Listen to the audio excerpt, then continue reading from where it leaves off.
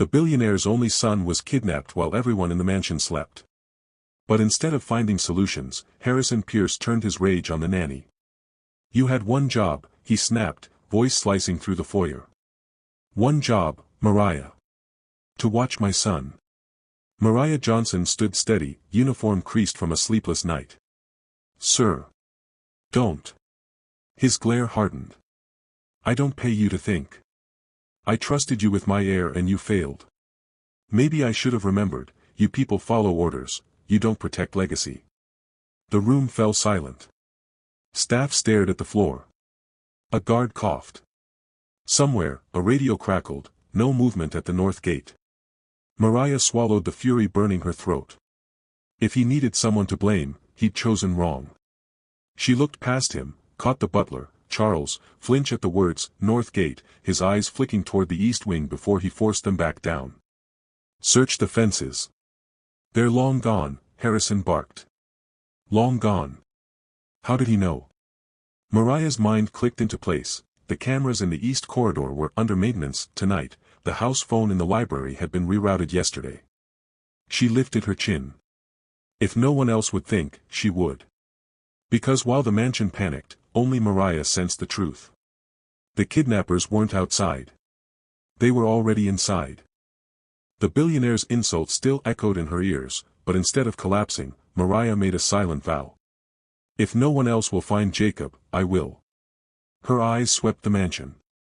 Guards stormed through doors, radios buzzed with static, Harrison barked empty orders. Yet in all the chaos, no one seemed to be actually thinking. Mariah's gaze landed on Charles, the butler. His hands shook as he poured water into a crystal glass. He kept glancing toward the east wing, the one section of the house Harrison hadn't ordered searched. She stepped closer. "Mr. Pierce," she said carefully, "I think." "Enough." Harrison snapped, silencing her again. "You've disgraced yourself already. Keep out of the way." His words cut sharp, but Mariah refused to lower her eyes. Instead, she turned her focus inward. Charles avoided her gaze. His movements were too precise, too rehearsed, like a man carrying a secret too heavy for his hands. For the first time since Jacob vanished, Mariah's fear shifted into clarity. This wasn't random. Someone close, someone trusted, had opened the door for the kidnappers. And if she was right, Jacob wasn't lost in the night. He was still somewhere inside these walls. Mariah waited until the shouting grew louder, guards rushing outside, Harrison bellowing into his phone, staff scattering like frightened birds. That was her chance. She slipped down the corridor, her eyes locked on Charles. The butler walked briskly, shoulders hunched, his steps too quick for a man who claimed to know nothing. At the library door, Charles paused. His hand trembled as he pulled a small key from his pocket. He glanced over his shoulder. Mariah pressed herself against the wall, holding her breath. The key slid into the lock, and the door creaked open. She edged closer, peering through the narrow gap. On the desk inside, a second phone glowed faintly. Not the one issued by the mansion.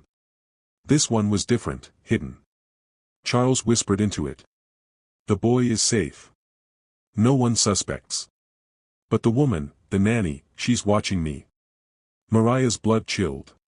He wasn't just hiding something. He knew she had noticed. She stepped back quickly, heart hammering in her chest. If Charles was the servant, then someone else was the master. And whoever that was, they were still inside this house, pulling the strings. Mariah pressed her back against the wall, steadying her breath. She couldn't risk exposing herself, not yet. She leaned closer to the half-open library door, catching fragments of Charles's whisper. "The boy is in the east wing, ransom ready by morning, he suspects nothing." Mariah scribbled in the small notepad she carried for grocery lists, her fingers shaking as she wrote the words. Every sentence was proof. Every detail was a clue. Then the phone clicked shut. Silence. Her pulse surged as Charles's shadow moved toward the door. She darted behind a column, clutching her notepad against her chest. The hinges groaned, the door opened, and his figure stepped into the hallway. For a breathless moment, his eyes swept the corridor. Mariah froze, praying he wouldn't hear her pounding heartbeat. "Charles," a guard shouted from across the hall. "Mr. Pierce wants you now." The butler cursed under his breath and hurried away, his footsteps fading into the chaos. Mariah exhaled shakily, her body trembling with adrenaline. Now she knew Jacob was alive. But she also knew something more dangerous. Charles wasn't working alone. Someone above him was giving the orders.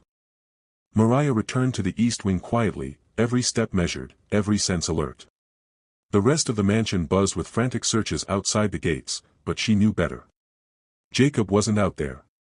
She stopped at the study door. A half-drunk glass of whiskey sat on the desk, but Harrison hadn't been in here all night. Next to it, a set of documents lay scattered, contracts with bold signatures, initials that weren't his. Her eyes narrowed. The papers bore the mark of Richard Hale, Harrison's most trusted business partner. She remembered overhearing Harrison once boast, "Richard's family to me." Family. Mariah's stomach twisted. She moved on, her hand brushing against the wall. Something crinkled under her fingers. Pulling gently, she uncovered a torn scrap of paper jammed into the paneling. 4 words were scribbled in haste: basement. Midnight. Keep quiet. Her pulse raced. Basement. She glanced toward the stairwell at the end of the hall, the one most staff never used. For the first time, fear and certainty collided inside her chest. This wasn't just betrayal by a servant. It was deeper, uglier. Someone powerful, someone close to Harrison Pierce, was orchestrating everything. And the proof was waiting below. Mariah waited until the guards thundered past, then slipped toward the narrow stairwell at the east end of the mansion. The air grew colder as she descended, the polished marble giving way to cracked concrete and dust. At the bottom, faint light flickered under a heavy steel door. She pressed her ear against it. Voices. "The money's nothing to him. By sunrise, we'll be rich." "What about the kid?" "Quiet. He stays tied until we move." Mariah's chest tightened. Jacob was down here. Alive. Her hand hovered over the doorknob, trembling. If she opened it now, she'd be exposed. She forced herself to step back. Not yet. She needed evidence, not just instinct. Her eyes scanned the walls. A camera. Old, unused, except tonight, its red light blinked faintly. Someone was recording. She pulled a small pin from her apron and jammed it into the wire, sparking the feed out. The voices stopped. Silence. "Who's there?" a man shouted. Footsteps scraped closer to the door. Mariah's pulse thundered. She darted back up the stairs, pressing herself flat against the wall, barely breathing as the steel door creaked open. She had proof Jacob was inside. But now, they knew someone else did too. Mariah pressed herself against the stairwell wall, the shadows wrapping around her like a cloak. The steel door groaned open, and 2 men stepped out. Their boots echoed on the concrete, their flashlights slicing through the darkness. "Check the corridor," one ordered. "I swear I heard something." The beam swept past Mariah's face, close enough to burn her skin. She held her breath until her lungs ached, clutching her notepad tight against her chest. "Nothing here," the second muttered after a long pause. "Let's report back." Their footsteps faded, the steel door slamming shut behind them. Mariah exhaled shakily, her knees weak. One wrong move, and she'd have been dragged inside with Jacob. She started back up the stairs, but then something caught her eye. A manila envelope slipped halfway under the basement door. She crouched, sliding it free.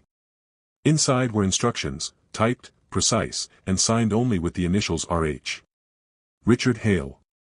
The billionaire's partner. Mariah's stomach turned cold. This wasn't just staff betrayal. This was orchestrated by the man Harrison trusted most. She straightened, resolve hardening in her chest. If no one else would fight this battle, she would. Because the boy's life, and the truth, now rested in her hands. Mariah burst into the study, clutching the manila envelope. Harrison Pierce stood at the desk, barking into his phone, his tie loosened, his face pale with rage. "Mr. Pierce," she said firmly, louder than she'd ever dared before. "I know who's behind this." He turned slowly, eyes narrowing. "You again." She dropped the envelope on his desk. Your partner. Richard Hale. These are his orders. He's the one holding Jacob. For a moment, silence. Harrison glanced at the papers, then back at her with a laugh so sharp it cut through the air. My partner? The man who built this empire with me. Do you have any idea how ridiculous you sound? He leaned closer, his voice dripping with contempt. A servant pointing fingers at men worth more than you'll ever dream of. Do you think anyone will believe you? Mariah didn't flinch. I don't need them to believe me. I just need to save your son. The door opened suddenly. Richard Hale himself stepped inside, calm and composed, his smile sharp as glass. Is there a problem here, Harrison? He asked smoothly. His eyes flicked to Mariah. Or is the help overstepping again? Mariah's pulse thundered. The game was no longer in the shadows. The enemy had just stepped into the light. Richard Hale strolled into the room like he owned it, sliding off his coat with calculated calm. Harrison straightened, relief flashing across his face. Richard, Harrison said, almost desperate. Tell her. Tell this woman you'd never. Richard chuckled. Of course, Harrison. The very idea is insulting. He turned to Mariah, his eyes narrowing like a blade. Do you have proof, or just wild accusations from a frightened maid? Mariah held the envelope higher. Your initials. Your instructions. Your plan. Richard stepped closer, lowering his voice so only she could hear.